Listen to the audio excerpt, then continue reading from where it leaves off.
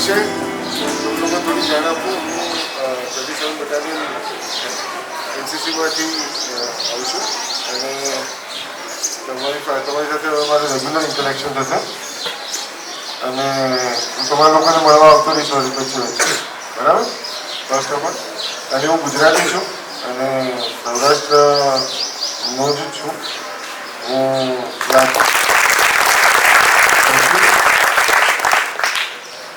તમે લોકોને બીજી બી હજી તમે તારી આપવાનો પાડવાનો બીજો મોકો આપો.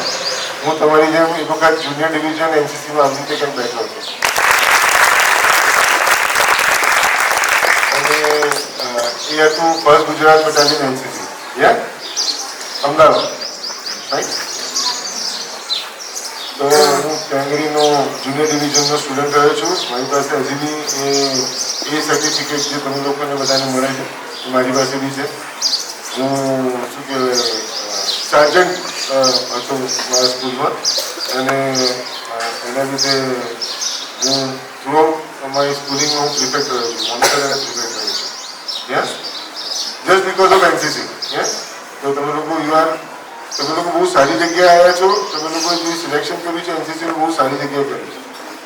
આ તમને એવી વસ્તુ જિંદગીના અમુક છે ને મૂળભૂત સિદ્ધાંતો હોય જે તમને સારા વ્યક્તિ બનાવી શકે. જિંદગીના અમુક નાના સિદ્ધાંતો છે જે તમને એક બહુ સારી વ્યક્તિ બનાવી શકે. એક સોસાયટીમાં રહેવાવાળી બહુ જ સારી વ્યક્તિ બનાવી શકે અને એ તમારામાં ડેવલપમેન્ટ કરીએ છીએ. લખવાની જરૂર નથી, સાંભળો અને મનમાં ઉતારો. તો આ જે અમુક જે મૂળભૂત સિદ્ધાંતો છે એનું સૌથી પહેલાં આવે છે જે તમારા પ્રિન્સિપલ સાહેબ અને તમારી સ્કૂલમાં સૌથી વધારે ડેવલપ થતું મને દેખાઈ રહ્યું છે એ છે અનુશાસન, ડિસિપ્લિન. કોઈ કે લેફ્ટ તો આપણા મગજમાં કંઈ બી ચાલતું આપણો કયો પગ ઉઠે. કોઈ કે રાઈટ તો આપણા દિમાગમાં કંઈ પણ ચાલતું પગ કયો ઉઠે.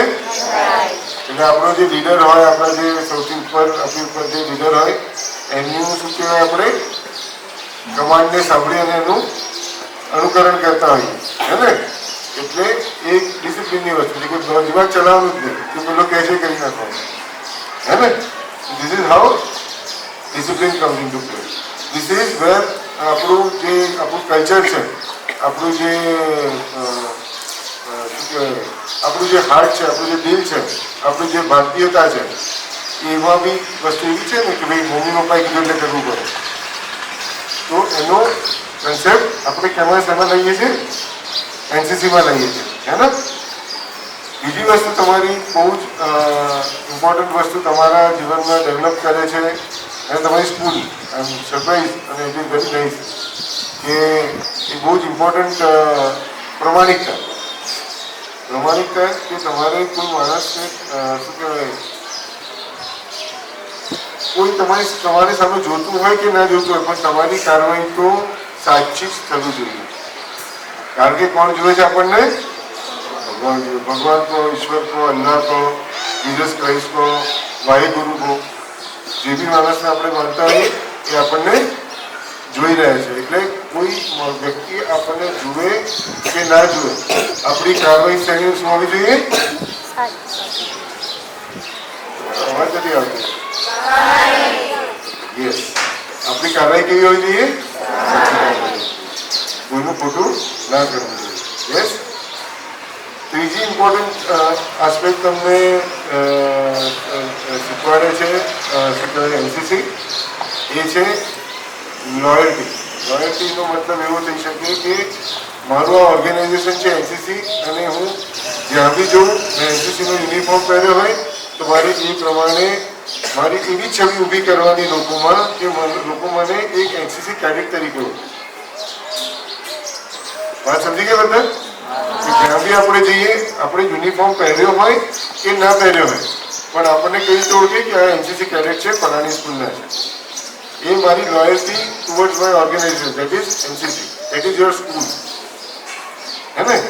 આ બધી ઘણી બધી સરસ ક્વોલિટી તમારામાં ડેવલપ કરવા માટે એક એનસીસી જેવી ઇન્સ્ટિટ્યૂટનો સ્થાપના કરવામાં આવી છે અને બહુ જ મને આનંદ થયો તમારા બાળકો અને તમારી સ્કૂલ તમે સ્કૂલનું સ્ટ્રક્ચર, તમે સ્કૂલ જે આપણી સંસ્કૃતિની નજીક છે અને કુદરતી વાતાવરણ અને એ જોઈને મને ખૂબ જ આનંદ થયો અને તમે લોકો બહુ કિસ્મતવાળા છો કે તમને આવી જગ્યાએ રહેવાનો મોકો અને આવી જગ્યાએ ભણવાનો મોકો મળે અને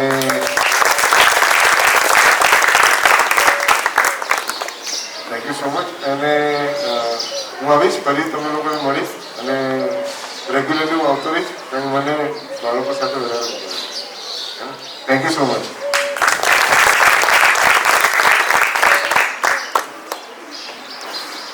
એક વખત જોરદાર તાળીઓથી સાહેબનું આપણે સ્વાગત કરીએ. સાહેબ આપણી વચ્ચે ઉપસ્થિત છે આપણા સીઓ સાહેબ. ત્યારે આપણે જે માર્ગદર્શન સર આપ્યું છે કે બાળકોની અંદર જ્યારે આપણે એનસીસીમાં હોઈએ તો આપણી વચ્ચે કઈ કઈ બાબતોનું નિર્માણ કરવી જોઈએ એની ખૂબ સરસ વાત કરી છે. એને આપણે મગજમાં ઉતારવાનું છે અને નેક્સ્ટ ટાઈમ સર આવે ત્યારે આપણી વચ્ચે દેખાવું જોઈએ કે સર વી હેવ એપ્લિકેટેડ, અમે આપણા જીવનમાં અમે એપ્લિકેશન કર્યું છે એવું આપણે એમને બતાવવાનું છે. શાળાની પરંપરા મુજબ આપણી વચ્ચે જ્યારે કોઈ પણ ગેસ્ટ આવતા હોય ત્યારે આપણે એમને અભિવાદન કરતા હોઈએ છીએ. ત્યારે હું શાળાના સીટીઓ શ્રી નીરજભાઈને વિનંતી કરીશ કે આપણી વચ્ચે આપણા જે એમડી નાથક સાહેબ સીઓ સાહેબ છે એમને અભિવાદન મોમેન્ટો દ્વારા એમનું અભિવાદન કરશે.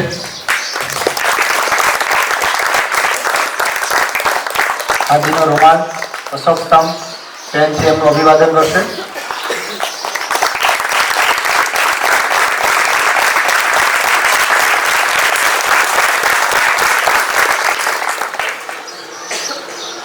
Thank you so much.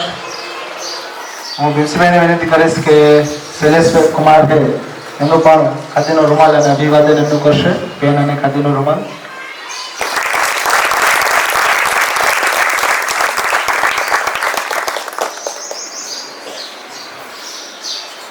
CO સાહેબને જણાવતા ખુશી થાય છે કે અત્યારે તમે જોવો છો કે અમારી દીકરીઓની સંખ્યા આમાં થોડી વધારે છે.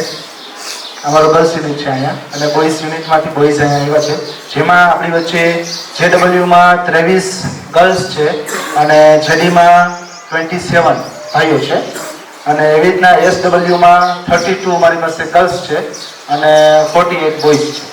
તો આ રીતે અમારે જેડી અને એસડી બંનેના અત્યારે ઉપસ્થિત છે અને વિશેષ આપનું માર્ગદર્શન મળતું રહે એવી આ સંસ્થા અપેક્ષા રાખે છે કે બેસ્ટમાં બેસ્ટ અહીંથી રાષ્ટ્ર નિર્માણ માટે કેડેટ્સ છે એ અહીંથી જાય એવી અમારી પણ અપેક્ષા છે.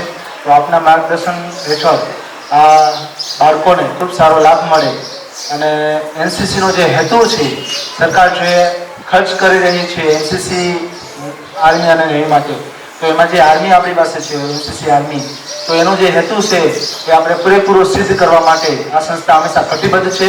કોઈ પણ સૂચન હશે, માર્ગદર્શન હશે એ કરવા માટે આ સંસ્થા હંમેશા તત્પર રહેશે સર, એને અમે ખાતરી આપીએ છીએ. સજેશન ફોર ઇમ્પ્રુવમેન્ટ, તમારો કોઈ સુઝાવ હોય ઇમ્પ્રુવમેન્ટ માટે? યા ગર્લ્સ, નારી શક્તિ.